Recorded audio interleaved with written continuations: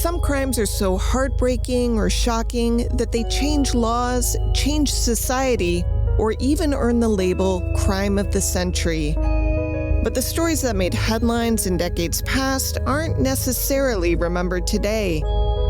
I'm Amber Hunt, a journalist and author, and in each episode of this show, I'll examine a case that's maybe lesser known today, but was huge when it happened. This is Crimes of the Centuries.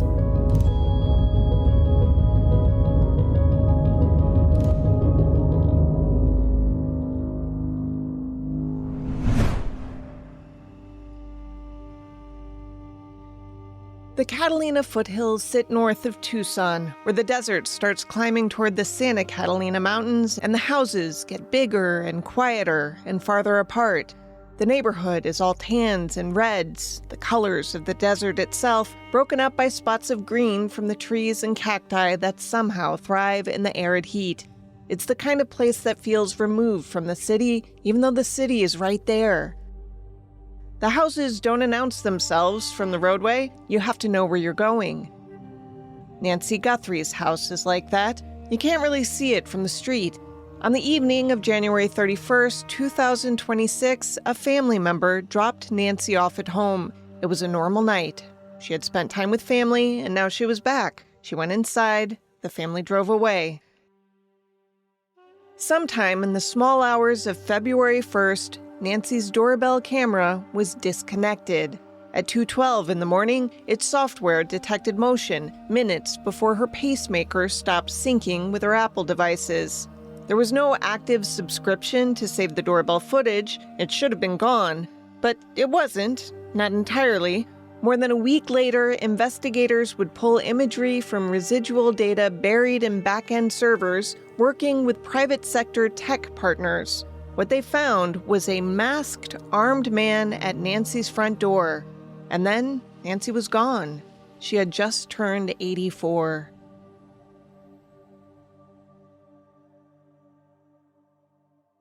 Hi everyone, welcome back to Crimes of the Centuries. I'm Amber Hunt, and I need to start this one with a disclaimer, actually a few of them.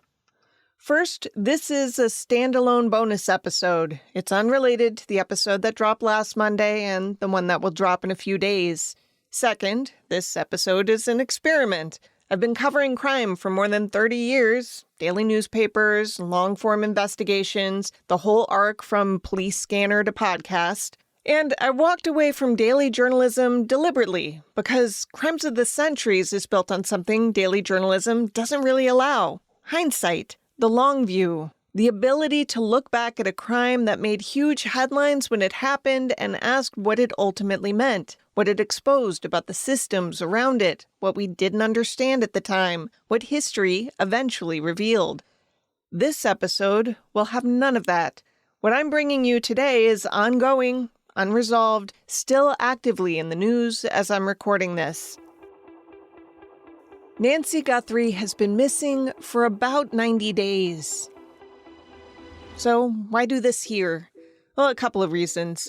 First, I think a lot of people have heard about this case in dribs and drabs, and what I've done is combed through all the reporting on the case to present where things stand to try to help make sense of this story in as straightforward a way as I can. Second, something about this case is nagging at me in the way that cases used to nag at me when I was on deadline. And there are questions here, serious ones, about how an investigation of this magnitude has been handled. And I think those questions are worth asking out loud, even if we won't get answers yet, even if we might not for a long time. So this falls under the heading of Future Crimes of the Centuries, as in with a question mark. Kind of like the one I did on Karen Reed, though that one had a trial finished, and this one is nowhere near done. But the case intrigues me, because if things went as wrong as some sources are suggesting, it may be one we're talking about for years. Or it may resolve tomorrow. I genuinely don't know, and to be clear, I won't be speculating. I'm laying out the story from the sources I find credible. If you're looking for a podcast to entertain conspiracy theorists, you're in the wrong place. Now, let's start at the beginning. Nancy Ellen Long was born on January 27, 1942 in Fort Wright, Kentucky, across the Ohio River from Cincinnati. Her parents were Kentucky-born Pierce and Margaret Long. Margaret was a homemaker, while Pierce worked as an insurance attorney, according to the 1950 census. I found mentions of him in old editions of the Kentucky Post, like a 1941 brief announcing that he had been appointed to collect delinquent personal property taxes in Campbell County. He occasionally signed on to public political endorsements too, like when he backed John Harold for re-election as Kenton County Circuit Court Clerk in 1951. Nancy was the middle of 3 children. She had an older brother, Pierce Jr., and a younger sister, Deborah. In 1963, her parents pulled out an engagement notice in the Courier-Journal announcing she was to wed Charles Errol Guthrie, son of Mrs. Clyde Guthrie of Pineville and the late Mr. Guthrie. Nancy, by then, had graduated the University of Kentucky, while Charles, a mining engineer, had graduated the Georgia Institute of Technology. They married later that year on December 28th in Lookout Heights. The family eventually made their way to Tucson, Arizona, where they put down roots. They had 3 children along the way: Annie, Savannah, and Charles Cameron, who was named after his father but would go by his middle name. In 1988, the Guthries' lives were upended. Charles Guthrie died suddenly of a heart attack on a mining exploration project in Mexico. He was 49 years old. Nancy was 46. Their youngest daughter, Savannah, was 16, about to start her senior year of high school. As Savannah would say on the Today Show in 2023, quote, "Moms don't usually tell you, they show you. And what my mom showed me was to be consistent, to be faithful, and to be truthful. That's her in a nutshell," end quote. After her husband's death, Nancy went back to work. She found a position at the University of Arizona. She held the family together. She was also an active presence in her community, involved in book clubs, church, and causes including saving Tucson's Poison Information Center, according to Jacqueline Sharkey, a professor emerita at the University of Arizona who knew her. Nancy's 3 children went on to build their own lives. Son Cameron is a fighter pilot, daughter Annie is a poet and jeweler, and Savannah in broadcasting.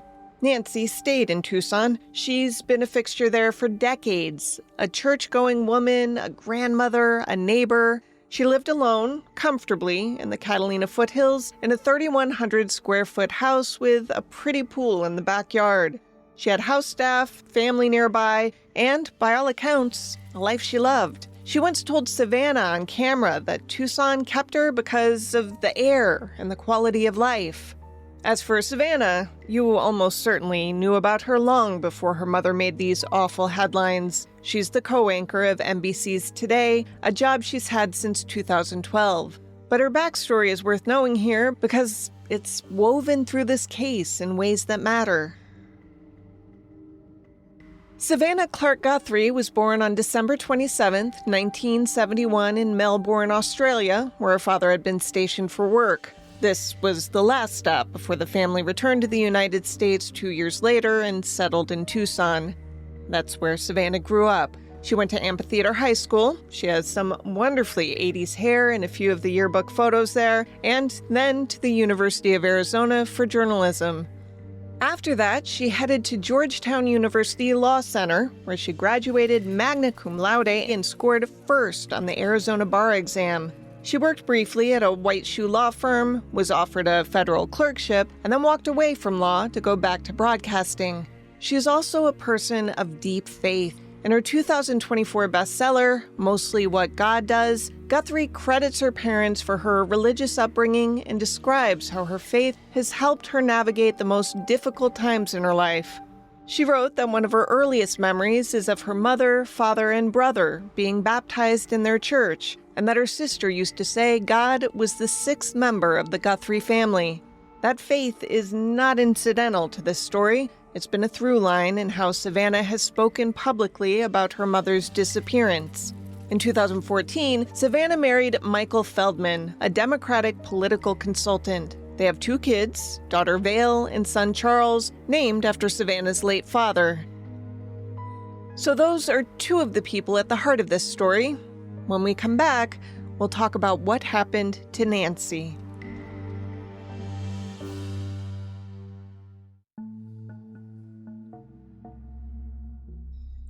Here's what we know. Source from official statements, contemporaneous reporting, and a handful of documents that have been released or leaked since February 1st. Nancy Guthrie was last seen alive on the night of January 31st, when her daughter Annie and son-in-law Tommaso Cioni dropped her off at her home in the Catalina Foothills. According to a timeline later released by police, Nancy got home at 9:48 p.m. That's when the garage door opened. It closed 2 minutes later. The next morning, Nancy didn't show up for a virtual church service as expected. Someone from the church alerted her family, who went to her house, searched it, and called police. Then Annie called Savannah, who described that moment to today's Hoda Kotb. My sister called me, and I said, "Is everything okay?" Mm-hmm. And she said, "No." She said, "Mom's missing." And I said, "What? Yeah. What are you talking about?" She said, "She's gone." And she was in a panic.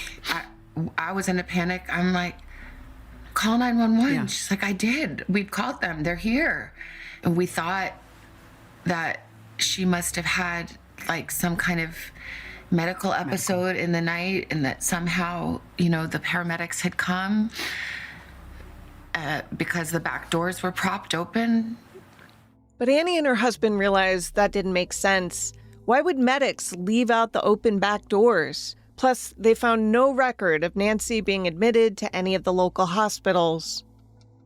I mean, from the very early moments, Annie and Tommy were saying, this isn't that case that you are used to where someone wanders off. She can't wander off. Mm-hmm. My mom, she was in tremendous pain. Yeah. Her back was very bad. She was trying to, on a good day, she could walk down to the mailbox and get the mail, but most days not. So there was no wander off. And the doors were propped open. Yeah. And there was blood on the front doorstep. And the Ring camera had been yanked off. Yeah. And so we were saying, this is... Yeah. Do something. This is not okay. Yeah. This isn't... Something is very wrong here. Yeah. Savannah's brother Cameron, by now a retired F-16 fighter pilot who worked in intelligence, suspected straight away that their mother had been kidnapped for ransom. Savannah's a high-profile journalist, one of the rare ones who makes a hefty salary. When investigators arrived, they treated the residence as a crime scene. The Pima County Sheriff's Department brought in homicide investigators and evidence techs who gathered samples of blood stains at the scene that were later confirmed to be from Nancy. Search teams were also deployed. The best-case scenario would have been finding her nearby, but, as we know, 3 months later, they weren't so lucky. The sheriff confirmed that law enforcement was in possession of Nancy's cell phone and that she had house staff, some of whom had been in contact with investigators. Authorities said they did not believe Nancy left on her own.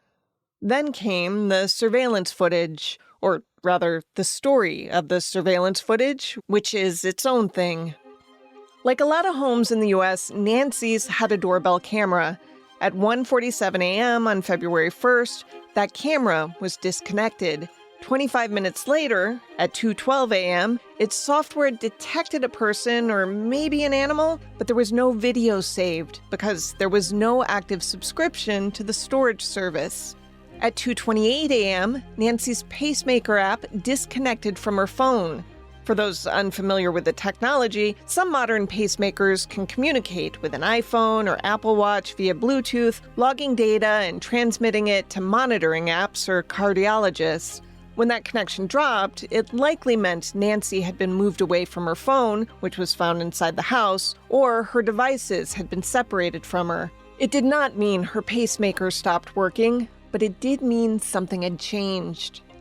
Now, despite the doorbell camera not being saved, investigators were able to eventually recover, more than a week later, slivers of footage from what FBI Director Kash Patel described as, quote, residual data located in back-end systems, end quote, that was developed with the help of 4 private sector partners. What that footage showed was disturbing. A masked, armed individual at Nancy's front door appearing to tamper with a camera. The suspect is described as a man, approximately 5'9" to 5'10" tall, average build. He was wearing a black 25-liter Ozark Trail hiker backpack and had a holstered handgun. I've seen speculation online that this official description doesn't seem accurate to some people, and that could be the case. You can look up the images online to see for yourself. I won't muddy the waters with people's various interpretations, though, because the bottom line is that these images are basically useless unless and until you have a specific person to compare them to, and even then, they won't be identifiable, just corroborative. Now, while all this was unfolding, ransom notes had been piling up. The first arrived at KOLD News 13 in Tucson on February 2nd, the day after Nancy disappeared. TMZ received what appears to be the same note about 12 hours later, and a second Tucson television station got it about an hour after TMZ. The note demanded $6 million in Bitcoin and set 2 deadlines, 5 p.m. on February 5th and a backup deadline on February 9th if the first passed. What made investigators take it seriously was the specificity. The note contained details about Nancy's Apple Watch, including where it was located and a detail about a floodlight at her home. Neither tidbit had been made public. KOLD anchor Mary Coleman said on the air the note contained information, quote, only Guthrie's abductor might know, end quote.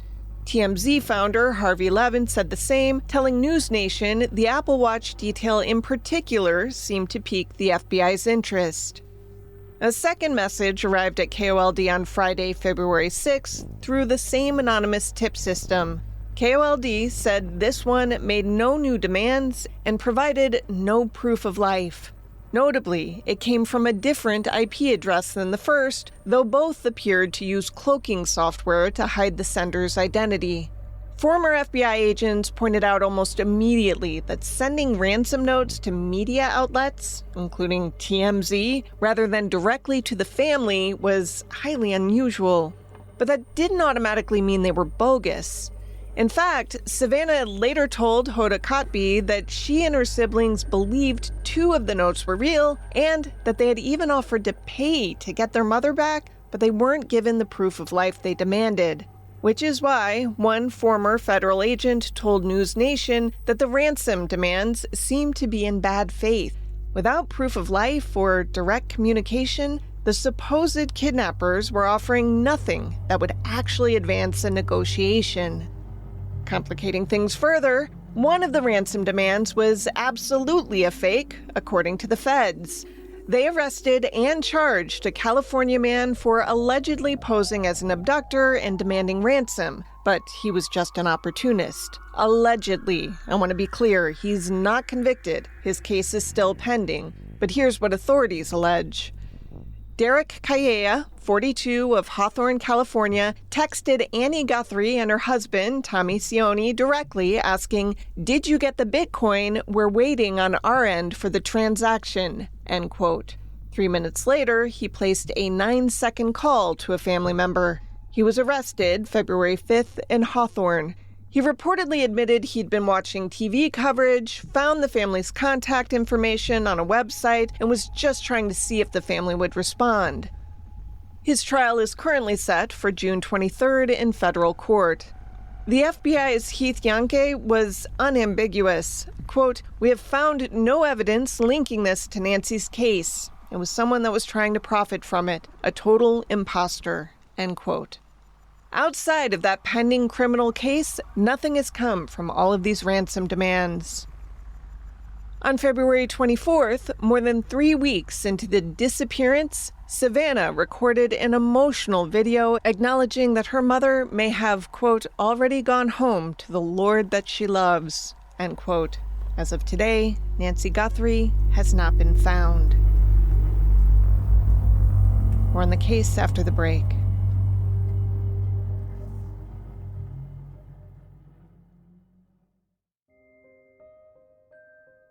This is the part of Nancy Guthrie's story that pulled me in, the way the investigation appears to have been managed. Let's start with the lead investigator.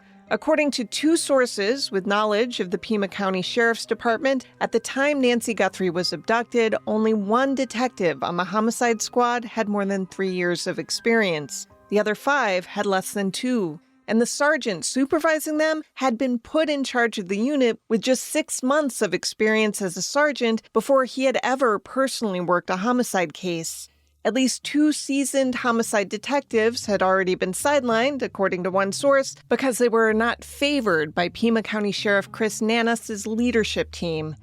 The sheriff did eventually bring one of them into the investigation, but not until it moved into a task force phase in late February, nearly a month in. Now, to be fair, Nanus pushed back on this characterization. He told a Tucson TV station that his homicide sergeant had been overseeing the unit for 2 years and pointed to several high-profile cases they had solved. He said, quote, "Discrediting an investigation like this doesn't help anything. It's very harmful," end quote. But there's a broader credibility problem here, and this is the kind of thing I'm talking about when I say I generally prefer covering cases in hindsight. Because this didn't come to light until well into the investigation. While Nanus was the public face of the case, giving press conferences, defending his team, making consequential decisions about evidence and staffing, something was sitting underneath all of it that the public and the Guthrie family didn't know.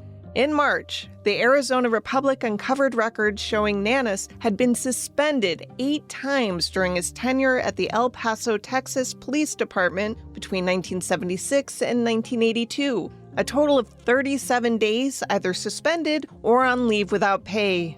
The offenses included excessive force, illegal gambling, habitual tardiness, insubordination, improper discharge of his firearm, and dereliction of duties. The most serious was a 15-day suspension in March 1982 for excessive force, specifically hitting a handcuffed man in the head with a flashlight. That man ended up in the ICU. Nanus resigned from El Paso later that year in lieu of termination, with insubordination and consistent inefficiency listed as the official reasons, according to the Arizona Republic. His 1984 resume, the one he used to get hired at the Pima County Sheriff's Department, listed his El Paso employment as continuing until 1984. He had actually left 2 years earlier. After El Paso, he worked briefly in sales and then as a security guard before joining Pima County as a corrections officer. Pima County Supervisor Matt Hines has alleged that a disciplinary record like that would have kept Nanus from getting his AZ Post certification, the document that allows out-of-state officers to transfer their law enforcement standing to Arizona. But things were harder to check in the 80s than they are today, so it went uncovered. Nanus had been in Pima ever since, rising through the ranks and winning election as sheriff. None of his background was public knowledge until a reporter went digging. A moment of appreciation here for the Arizona Republic. Local reporting matters, folks. On March 24th, nearly 2 months into the search for Nancy Guthrie and soon after the Republic's report, the Board of Supervisors directed its legal counsel to draft questions requiring Nanus to provide sworn reports. That same day, the deputies' union held its no-confidence vote. The result?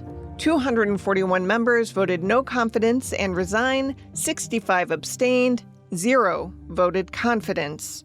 On April 7th, the board voted unanimously to formally demand Nanus answer questions under oath with a 10-business-day deadline. What they received on April 21st was a 12-page letter from his lawyer. The union president, Sergeant Aaron Cross, noticed immediately, saying, "But did you notice it wasn't a sworn statement as required?"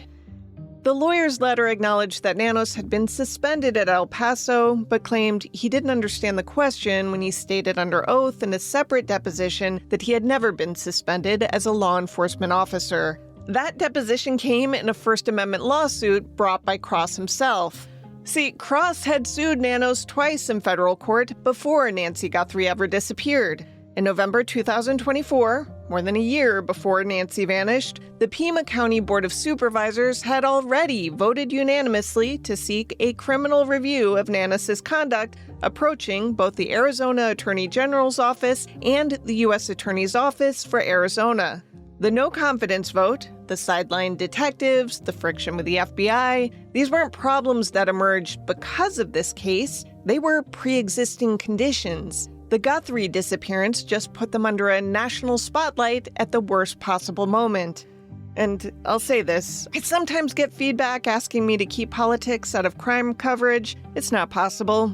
Unions and chiefs butt heads. Chiefs and county officials butt heads. The people charged with solving crimes don't operate in a vacuum. They operate inside institutions, and institutions are political. Right now in Cincinnati, the city manager just fired the police chief under circumstances some call dubious. You can't separate the crime from the system handling it. That's true in Cincinnati, and it's true in Pima County, Arizona, where an 84-year-old woman is still missing, and the man who ran the investigation is fighting for his own credibility. Let's take a break, and then we'll talk about the DNA.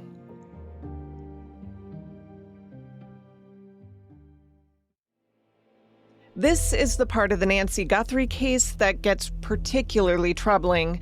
The FBI asked Pima County Sheriff Nanos to hand over DNA recovered from Nancy's home, along with a black glove found about 2 miles away, so the Bureau could process it at its National Crime Laboratory in Quantico. Instead, Nanos sent the material to a private lab in Florida that the Sheriff's Department regularly contracts with, effectively denying the FBI access to the evidence. The FBI's own statement was pointed.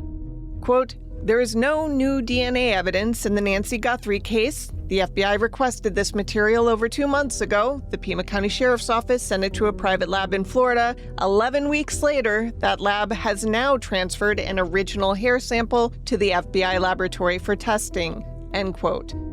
11 weeks on the most high-profile missing person case in the country. We can argue whether it should have been the highest profile. There are some 90,000 people listed as missing in America right now. Most of them will never make the news at all. That's its own crime for another episode. Now, it's worth acknowledging something broader here. Trust in federal agencies is complicated right now, to put it mildly. The FBI is under new leadership, and that leadership has made decisions that have drawn criticism from career law enforcement professionals. Former FBI officials have said that Director Kash Patel's personnel decisions affected this case specifically, that the person who would normally lead a response of this magnitude had been fired. Whether that instability affected how Pima County approached cooperation with the FBI, we don't know. Yet, at least. Maybe my successor in 20 years will have a better grasp on that. What we do know is that the line between local control and federal partnership is blurry and contentious here in ways it isn't everywhere. That context is part of the air this investigation has been breathing. Now let's talk more about Kash Patel as the current FBI director, appointed by President Trump at the start of his second term. He became a visible presence in this case early on, which is itself notable. FBI directors don't typically appear on Fox News to give case updates. On February 11th, Patel told Fox News host Sean Hannity that the FBI was investigating persons of interest connected to the disappearance, saying the Bureau had been working with private sector partners to develop leads. Patel said that, first and foremost, the priority was to find Nancy Guthrie. And 1 day earlier, Patel had released still images and video of the armed individual at Nancy's front door via his personal X account, a decision that raised immediate questions among investigators. Local and federal agents working the case were reportedly taken aback because, according to CNN, they believed at least one of the images Patel shared was from a different night altogether and may have depicted the same individual surveying the property, not carrying out the abduction. In other words, the FBI director may have publicly released evidence that local investigators had wanted to keep confidential and may have mislabeled what it depicted. A former FBI official was blunt about all of this. Speaking to MS Now, he said Patel's leadership was hurting victims and called him unfit for the job. He also pointed to a specific personnel decision. The assistant director of the FBI's Critical Incident Response Group, the person who would typically lead a major response like this, had been fired by Patel without cause. That position has been a touchstone of major kidnapping investigations for decades. President Trump's involvement has been more contained. On February 4th, Trump called Savannah directly after an NBC interview, offered additional federal resources, and expressed hope for her mother's safe recovery. Savannah reportedly thanked him and told him the family was devastated and praying. The White House also posted about Nancy on social media, urging the public to share information. And that's where we are as of the day I'm recording this. Nancy Guthrie has been missing for 3 months. No suspect has been named, no arrest has been made. DNA evidence sat in a private Florida lab for 11 weeks while the FBI waited. The lead sheriff's department investigator was reportedly new to homicide work. The FBI director released evidence on his personal social media account that investigators had wanted to keep quiet. A no-confidence vote against the sheriff came back 241-0. And Savannah Guthrie is back to work. She returned to Today on April 6. She has to hold it together on live television while her mother is still missing. I've covered a lot of crime. I've covered cases that turned out fine and cases that didn't. And I've watched institutions fail victims in all kinds of ways. Quietly, bureaucratically, through inertia, through politics, through pride. Lots of pride. I don't know what happened to Nancy Guthrie. I don't know if she's alive. What I do know is that the institutional machinery around this case has shown some cracks that deserve scrutiny, and that the people with the most to lose from those cracks are Nancy herself and the family's still waiting for answers. And that's what this show is ultimately about. What happens when the systems we trust to handle the worst moments of people's lives don't work the way they're supposed to? If you have information about Nancy Guthrie's disappearance, you can call 1-800-CALL-FBI or submit a tip at tips.fbi.gov. The reward for information leading to a recovery and/or an arrest is currently $100,000 from the FBI. Nancy's family is offering $1 million. I'm Amber Hunt. I'll be back Monday with a regularly scheduled and more hindsight-heavy Crimes of the Centuries. To research this case, I read contemporaneous reporting from the Arizona Republic, the Tucson.com staff, KOLD News 13, the Arizona Daily Star, and the Arizona public media outlet AZPM. I pulled official statements and timelines from the Pima County Sheriff's Department and the FBI's Phoenix field office. I dug through the 1950 census, old editions of the Kentucky Post, and the Courier-Journal's Society pages to find Nancy long before she was Nancy Guthrie. Crimes of the Centuries is a production of Grab Bag Collab. To subscribe, go to grabbagcollab.com. This is a bonus episode engineered by Little Old Me.